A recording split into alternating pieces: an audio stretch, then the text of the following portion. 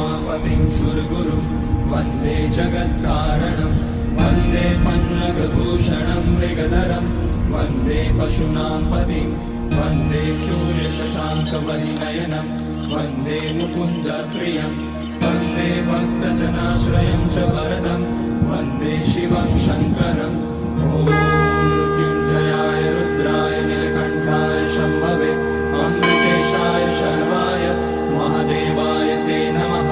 नमस्तेऽस्तु भगवन् विश्वेश्वराय महादेवाय त्र्यम्बकाय त्रिपुरान्तकाय त्रिकाग्निकालाय कालाग्निरुद्राय नीलकण्ठाय मृत्युञ्जयाय सर्वेश्वराय सदाशिवाय श्रीमान् महादेवाय नमः।